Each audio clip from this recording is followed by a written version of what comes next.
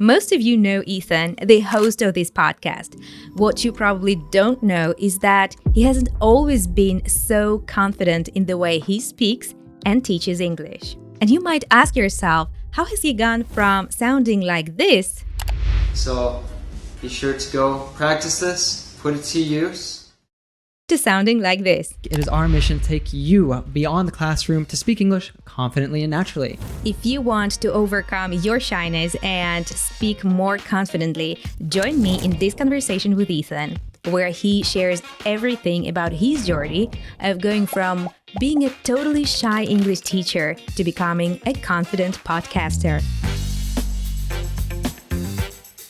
Oh yeah, citizens of the world, this is 𝗥𝗲𝗹𝗟 from RealLife English, where every single week it is our mission to take you beyond the classroom, to speak English confidently and naturally, to connect to the world and actually use your English as the doorway to your greatest life. Ethan, hey, hello. Hello, hello. We're changing roles today a little bit. We are. Today, we'll be talking all about confidence with you. Why confidence? Yeah, first of all, because this is one of the most common questions or frustrations that we hear from our learners. And this is exactly the thing that oftentimes it hinders their development as English speakers, right? And here in this podcast, we don't want to make up stories. We really want to share our stories. And you is one of the best examples of a person who overcame their shyness up to a point when right now you're one of the most famous podcasters in the English learning world, right? That's weird for me to say that like I'm a model of confidence, because I don't know if I would say that I'm a model of confidence. I think I've come a long way in a lot of senses. That's what I wanted to say. And that's actually what I wanted to offer you and our viewers to start this episode with. Just like a cozy, or maybe not so cozy for you, a walk down the memory lane. I've got my coffee. Okay, but sometimes it may be embarrassing. I don't know how you feel about it. You'll have a chance to share your feelings with us. But I suggest that we start with 20 seconds of a very old video of you. One of the first ones we publish here in our Real Life English. So I can cringe. So you could cringe, exactly. What does that mean to cringe? When you feel embarrassed and like you do it like, no, like, Yeah. I don't want to, like, help me not see it. You did even the face, like the, like, Yeah, it feels painful. Exactly. The embarrassment, the awkwardness of it. So I cringe when I see really old videos because I have come a long way. I heard someone talking about this, that's actually a really good feeling because it indicates to you that you've grown in some way. When you see an old video or hear yourself or see old photos, anything like this, and you have that feeling of cringing or like how innocent I was or how naive I was, it's a good thing because it shows that you've grown since then. We'll talk about that as well. Like, are those Ethan, like modern time nowadays, Ethan, and like Ethan from 7 years ago, are those two different people? Or you just like you made some tweaks? But let's watch this clip first, okay? Do you ever confuse 15, 50, 14, 40, 13, 30, etc.? Today I just wanted to go over these real quick to help you with the pronunciation. So first of all, I'm going to recommend that you check out an article that Justin wrote on the pronunciation of T. So you can check that out here.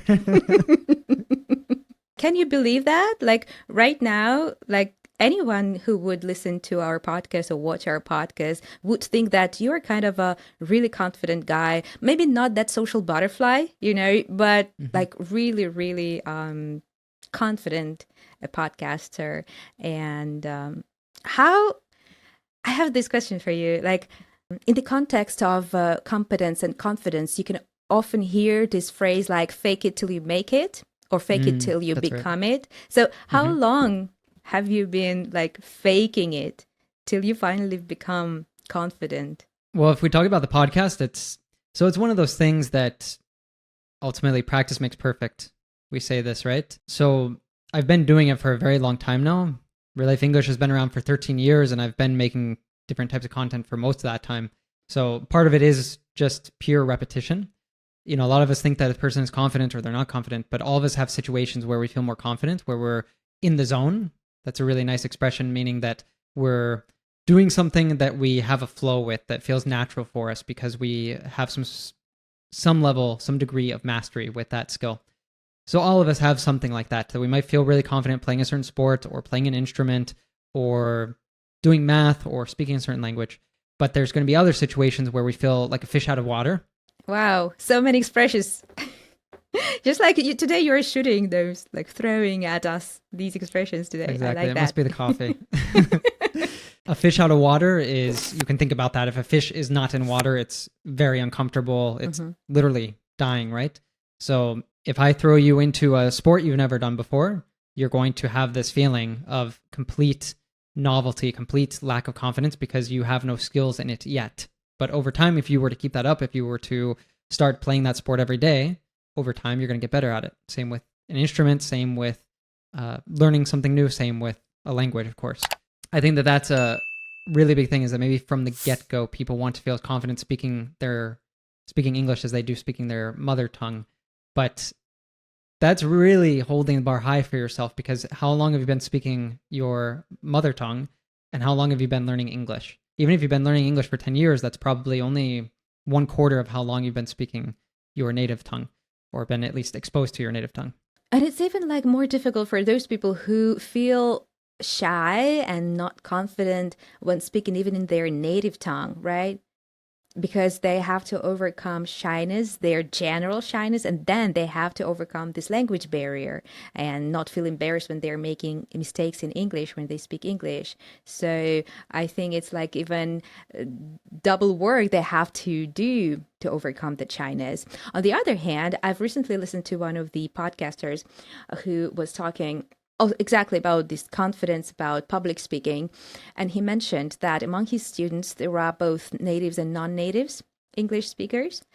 And he said that many, many times what he's seen in his experience, in his life, that non-native speakers gain better results faster than native speakers, because they just like put so much more effort, because they are aware, they're confident of this thing that they have to overcome this language barrier as well. So they put so much more emphasis on speaking practice and like really practicing it, you know. But let me ask you this. In many episodes, you have been telling us that you are an introverted person. So it was difficult for you both, like just speaking, not even in public, just speaking to a stranger, but also like starting podcasting. But when I remember when you were talking about learning new languages, this is something that also helped you. Like in this example that I just gave about like when you are a non-native speaker of another language, it somehow works like this, I don't know, like it helps you. It helps you gain more results, but better, and feel more confident. Why do you think it happens? Like in your own experience, why do you think it helped you? No, it definitely did. I wanted to even say, related to what you were saying before, is that for people who are shy or who are introverted, which are actually like two separate things, it is the case that you have to maybe work double, because you're overcoming the shyness and you're overcoming the language barrier, right? As you said. But at the same time, it's this huge opportunity, because learning the language is this opportunity to, in some sense, overcome that shyness, or to practice socializing despite being an introvert and so on. And for me, that was definitely the case. I really sort of blossomed because of the opportunity to travel, to live abroad, and to learn languages. So when I was in high school, I was terribly shy. I was, totally a homebody. I was really withdrawn around new people. I didn't have a lot of friends. My friends were just people. I didn't have new friends. I had friends that I had still from my childhood. So that's very different from who I am today, and who I've been through this process, a lot thanks to languages. So when I was 18, I got the opportunity to go live in Germany, as people who listen to this podcast have talked about before. And it's like all of a sudden, a big part of that was like, I was this special person. I was the American in the school. So that made things easier, because naturally people were interested to talk to me. They were, I was different from everyone else who went to that school. And the other thing was, the only way for me to learn the language was to be speaking with people, was just constantly be practicing that skill. So for me, that really was a turning point when I got thrown, like a fish out of water, got thrown into this really difficult situation. And in order to overcome it, it's like I had to speak. And I've had this sort of time and time again. I have traveled, like luckily been very fortunate to have gotten to travel to many different places and live in different places. And I think especially as I got older, I started proactively looking for opportunities. So the first time I moved to Barcelona, that was a really big one because I was learning Catalan and I was improving my Spanish as well. And so I started going to language exchanges. I started going to these events where people would exchange languages. And for me, this was really outside of my comfort zone, just going to a place where there's a bunch of new people. But because the excuse of practicing the language, that sort of gave me a vehicle, a doorway to be able to practice overcoming my shyness. Can I ask you some questions? But first, let's define a couple of words that you use. So first you said, I really like this verb. You blossomed. You said you blossomed. So blossom is what's happening here in Ukraine right now. It's springtime here and everything's blossoming. Yeah, those are flowers on trees. We call it like that. And you can say it about a person. There's some nice visual expressions like this. So like blossoming, or we might also say coming out of your shell. If you think of, probably comes from turtles, that when they're scared, they go inside of their shell, right? But then when they feel safe and comfortable, they come out of their shell. So it's the same thing and for a flower, the same thing is that it blooms, it opens up. So it's sort of like a maturation, but also sense becoming comfortable or becoming more confident in who you are. Mm-hmm. Yeah, another word I took note of is a homebody. So you were a homebody back in the US. Who is the homebody? Homebody is someone who prefers being at home rather than going outside. So this was really me in high school. And I think I still have some part of me that sometimes enjoys staying at home, watching a series or playing a video game or something like that. But that was really in high school.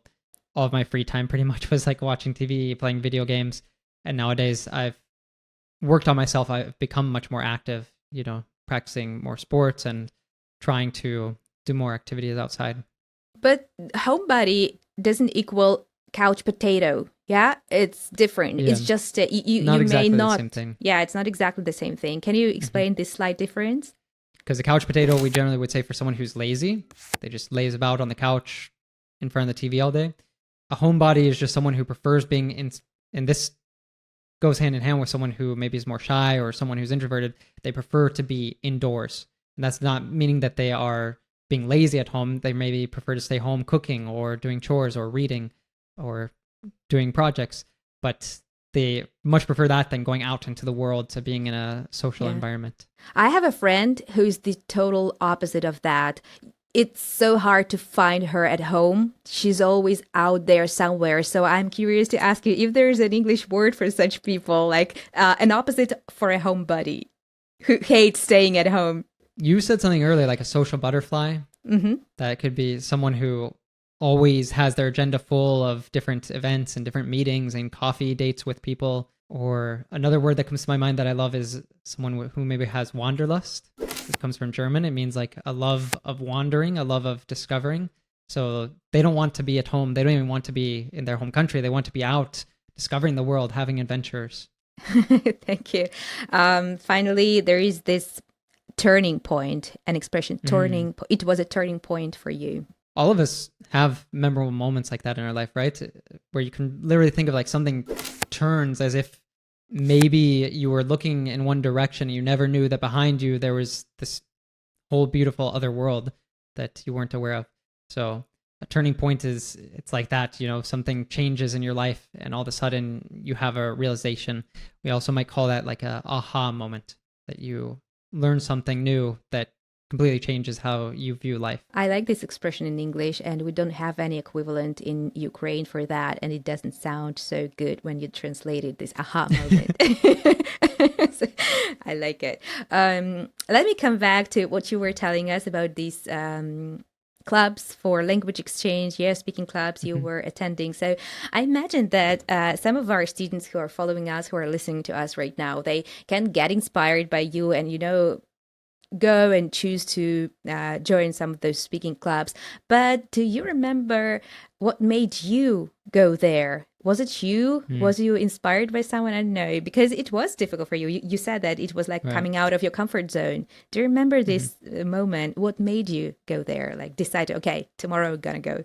So for me, I think it was just a matter of survival in a sense, because I moved to Barcelona. I didn't really know anyone here. So it was like, okay, if I don't want to just sit at home lonely all day, I need to get out there and start meeting people. And this was a great vehicle because I loved learning languages. And that's always a great thing, is if you can find something that, if you have the opportunity to move to a new place, or even if you are feeling, what would we say, stuck in a rut in your own city, a way for you to break out of that is by getting in new environments where you are doing something that it's like you really want to do that. So it could be practicing a sport. That's something I think I'm doing more nowadays, is I'm taking up some new activities like this.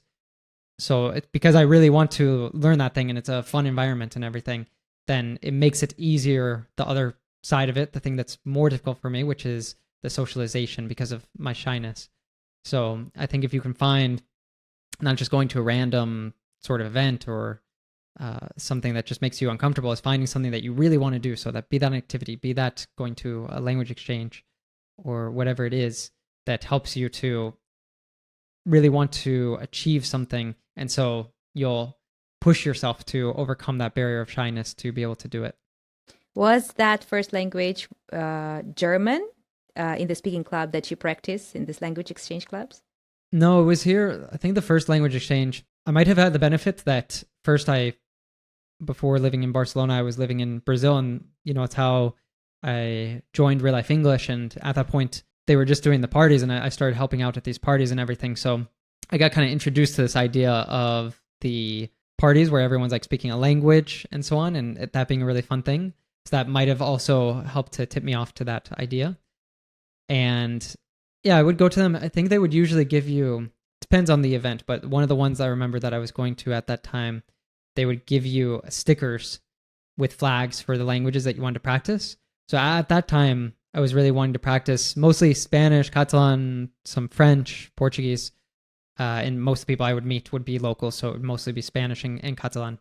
But I also, I made some friends that were from Poland, for example, from Germany as well. So this was, at the time, really all of my friend group, they came from language exchanges. And then, I don't know, it's maybe kind of tangential for this episode, and we could do another episode on it if people want, but something that was really big was I started doing dinner parties where I would host a dinner, I would invite different people, and then you kind of got this melange of different sorts of people and stuff that then they start connecting, and it's like really creates a group mentality. So I was able to create sort of my tribe here in Barcelona because I was I would go to the language exchanges, meet people, and then I would invite them to something that was more intimate, like a dinner. So you were faking a social butterfly. You were faking as if, something like that. Nice. Let me come back to that video we watched at the very beginning. So how do you feel like Ethan 7 years, 10 years ago and you today? Are these two different people or not? How do you have this feeling, oh, I'm not that person anymore? Yeah, totally. I think all of us have that in some sense. When you think back on yourself like a child, you think back on yourself like an adolescent, you think back on yourself in college, it can sometimes be like that was a different person. That was a different version of myself, but almost as if it were a stranger. Like you wouldn't even recognize that person nowadays.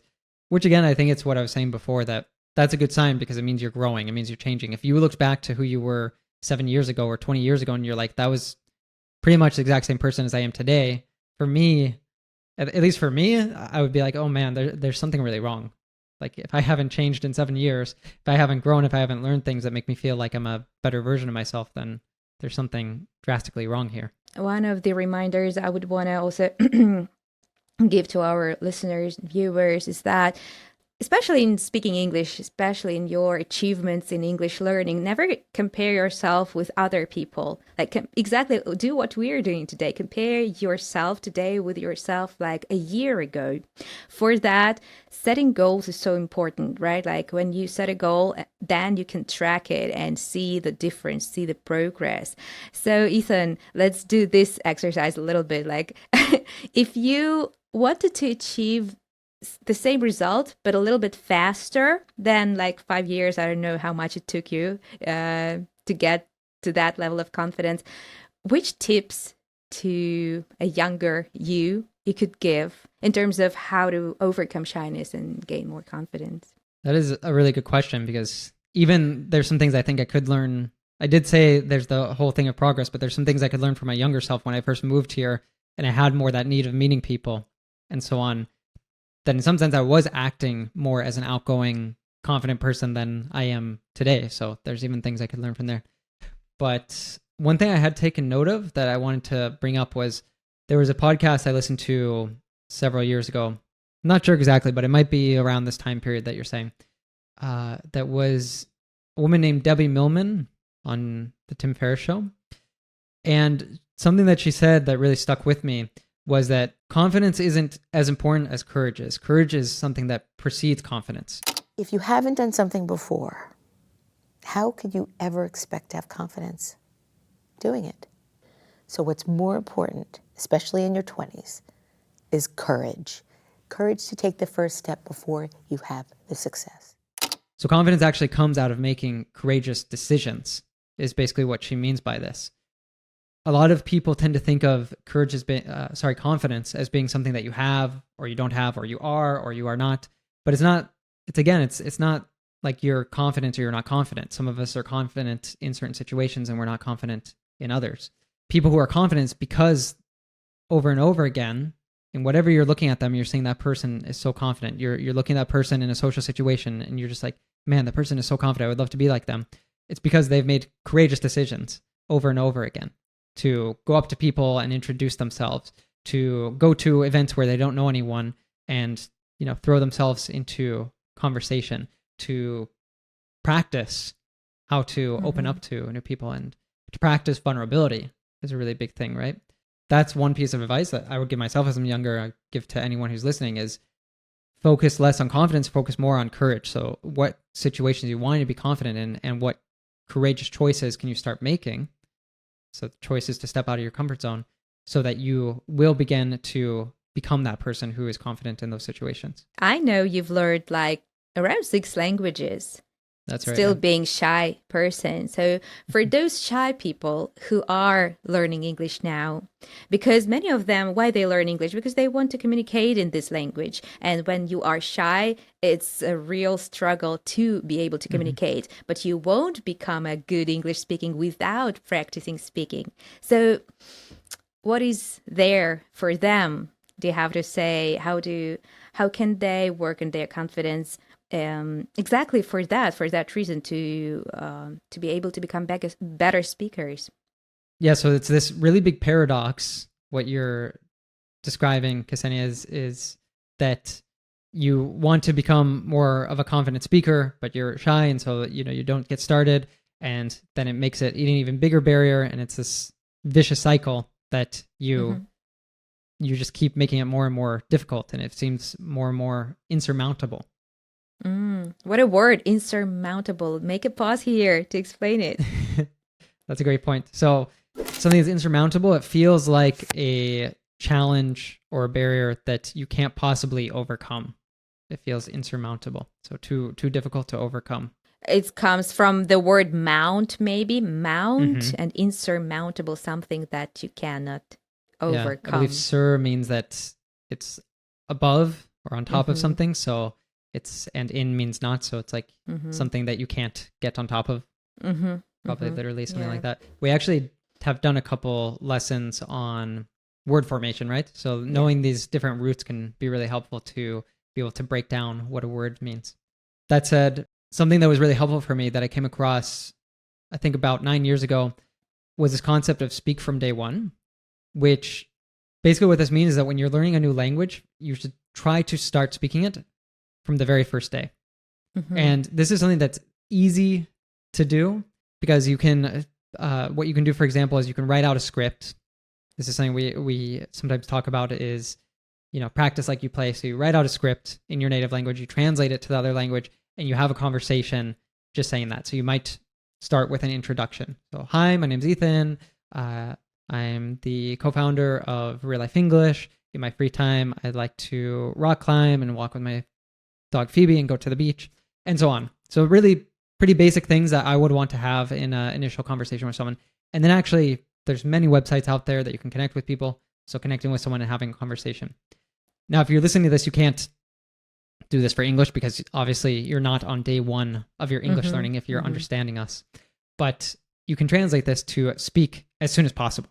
There's really no excuses. We've made it our mission so that you can't have excuses by creating on the RealLife English app, the Global Speak, where you can go and press a button and anytime, anywhere, you can have a short dynamic conversation with someone in another part of the world and also discover other cultures. And the really great thing about this too is if you're shy, it's over in 4 minutes, right? So even if it goes horribly, it's over in just a few minutes and you'll be on to the next conversation, or you can take a break if you need to.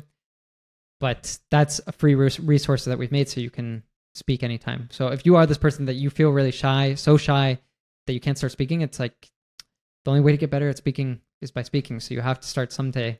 Yeah. Don't put it on a pedestal. Like, start right now. There's no day like the present. There's another quote we really like, right? There's 7 days in the week and some day is not one of them. For some people, it is easier said than done because you really need to make that effort. You really make to overcome all of that's preventing you. But what I've learned from my experience as well is just like you only grow when you challenge yourself, right? It's like it can't be done differently. You were talking about courage today. So one of the secret weapons is really to muster up that courage and go out there, right? You can laugh at yourself. The best way is just like laugh it off, any embarrassing situation. There's a couple of really nice expressions you said, Ksenia. Actually, phrasal verbs, both of these that I took note of. Muster up the courage. What does it mean to... It's usually used in this collocation, right? To muster up courage. What does that mean to muster up? It's the same as like gather courage. Like you find that courage, like gather it by pieces, everything you have, and and just do the thing. And you said laugh it off. What does that mean if you laugh something off? When you don't allow a situation make you feel embarrassed, when you are not hard on yourself, when you embrace your mistakes and you laugh it off. So you turn a situation into a joke. You learn to laugh at yourself as well, right? Not to take yourself so seriously. Some of you might be really, really shy. Like you might really suffer from a deep shyness, much more than we're talking about today. And so you might even need to break it down, even that 4-minute conversation, that might seem insurmountable to you right now. If that's the case for you, then think about, okay, what are the baby steps I could take towards having that short conversation with a stranger? So maybe the first thing you could do is, I talked about writing a script. So write out your introduction, either in English or you could write in your native language and then translate it. You could ask ChatGPT for help or Gemini or any other AI. And just practice that by yourself. Practice it in the mirror, record yourself, listen back, get really comfortable just talking about that stuff, that introduction, because probably if you get connected with someone on the Global Speak, for example, that's going to be your first conversation, is saying who you are, what you do for work, what your hobbies are, and so on. So get really, really comfortable talking about that. And then that way you kind of have your armor going into that conversation. So you'll feel like you're ready for that battle. It's not such an insurmountable challenge anymore. So I think those baby steps could be important for some people. Totally. Let me remind you of my question and ask you, do you actually believe in that statement that fake it until you make it? Did you have to really fake the confidence? I think I still do to some extent at the beginning. And again, it depends a lot on the situation. Like I went to Carnival in February. I felt like natural for me there, and probably alcohol can help too. And that's why we used to do the RealLife English parties at bars, because people have a beer or two and it kind of takes the edge off, we say. So it takes some of that pressure away from you and you're able to to overcome the challenge of having a conversation, meeting new people, and so on.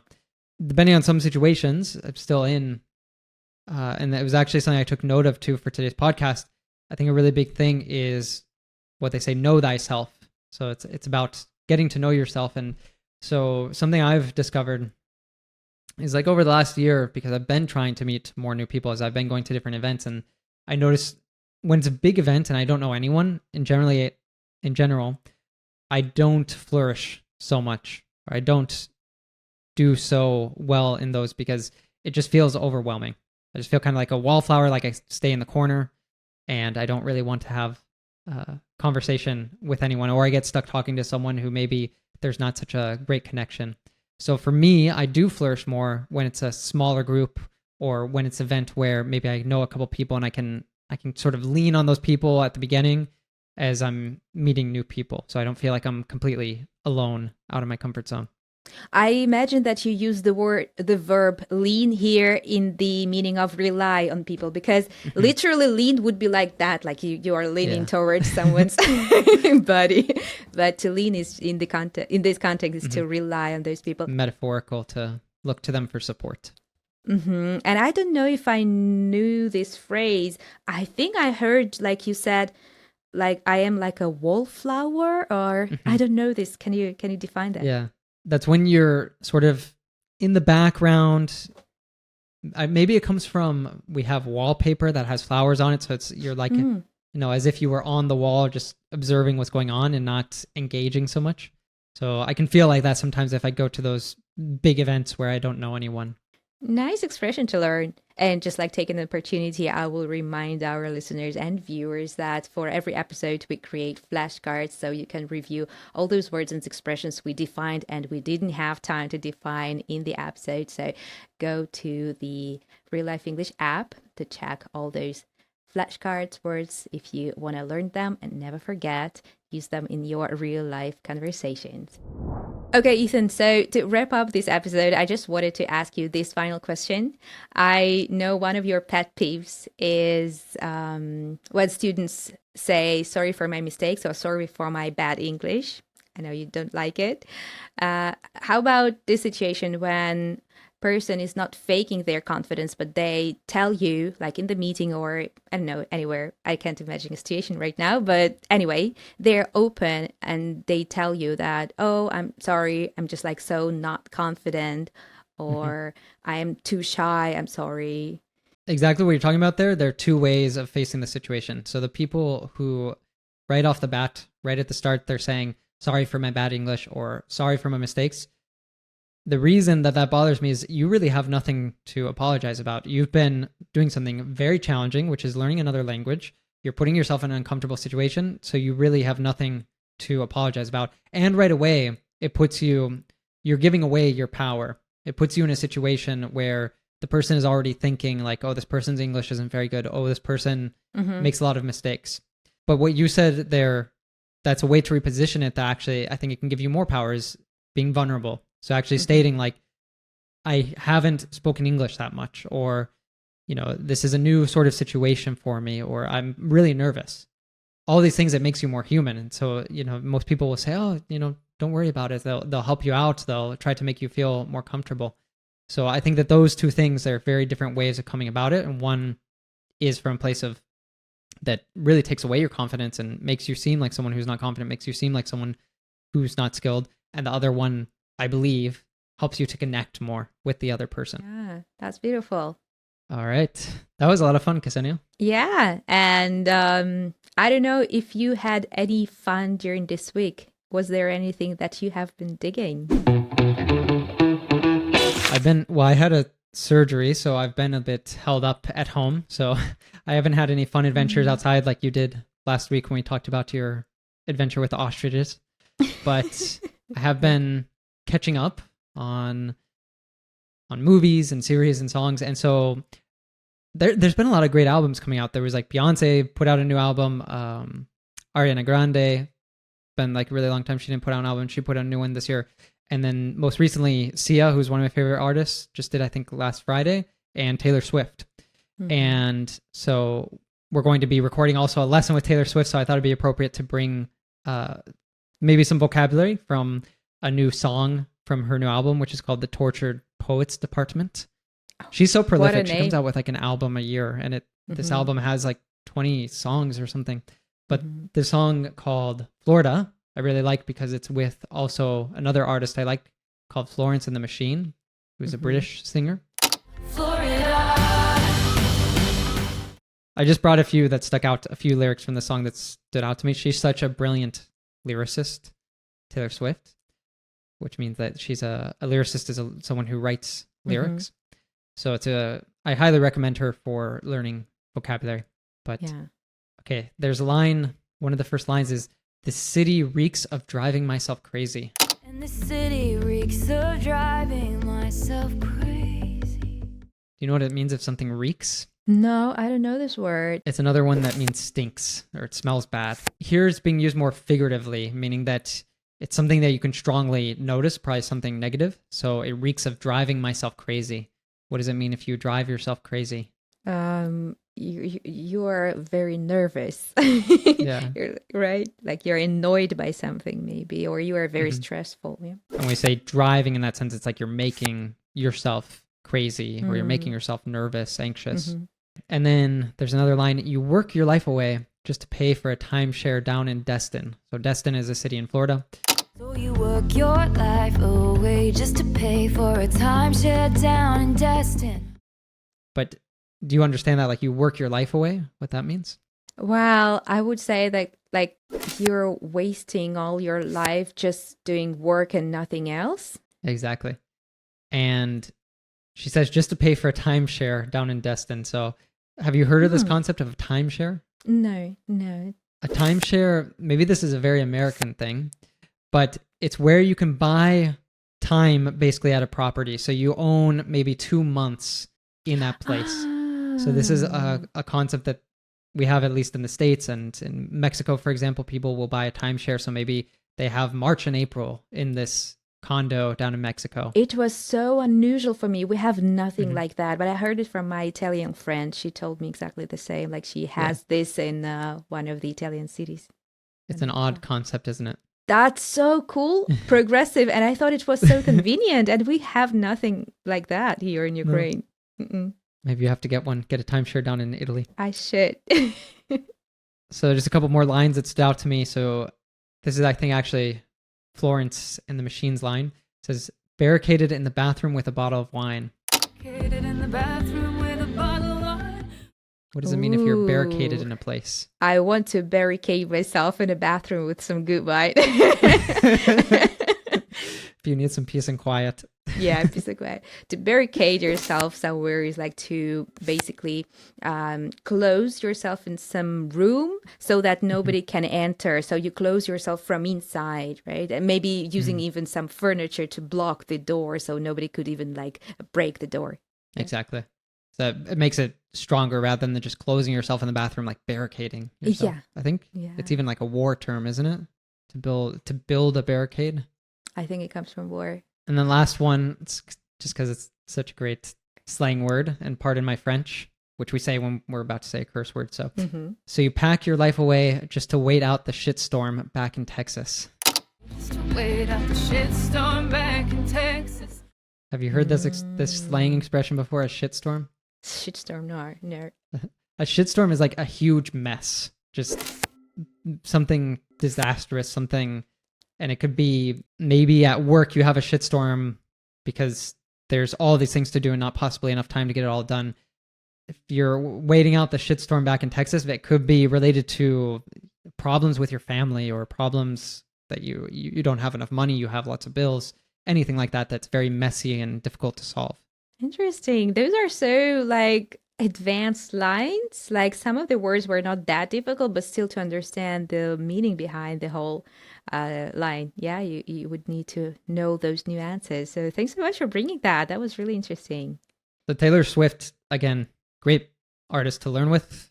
Whether you really love her music or not, I used to abhor her music, meaning I really disliked it.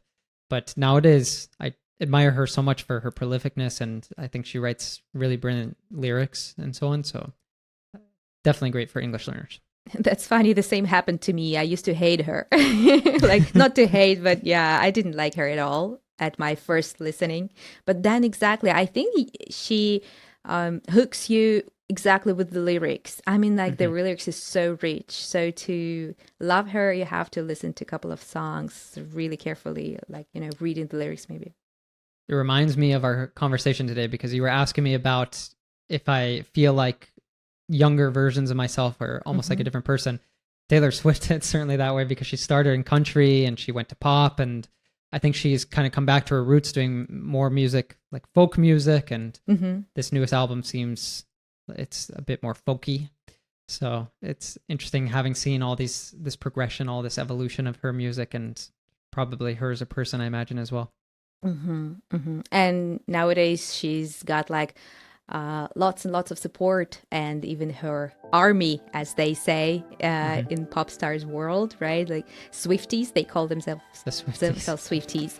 And we call our students real lifers, and we also need some help and support from you. So if you're listening to us on YouTube, or if you're listening to this episode in our Real Life English app, please give us 5-star review on your favorite platform, or give us a like and subscribe to the channel so that we could reach even more English learners. I'll help them gain that confidence when they want to use their English in real life conversations.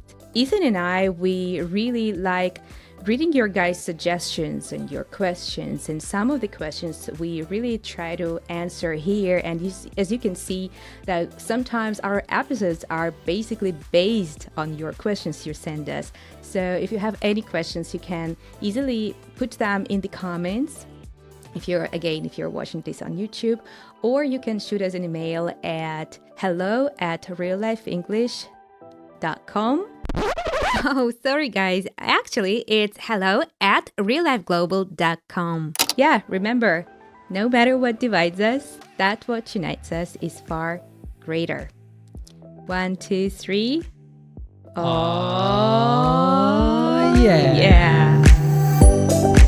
Most English learners like you learn in school that when someone asks you, how are you? You should answer, fine. And you? How are you? Fine, fine. Now, there's nothing really wrong with saying this, but it's a bit of a boring answer. And even worse than that, it can stop a conversation dead in its tracks.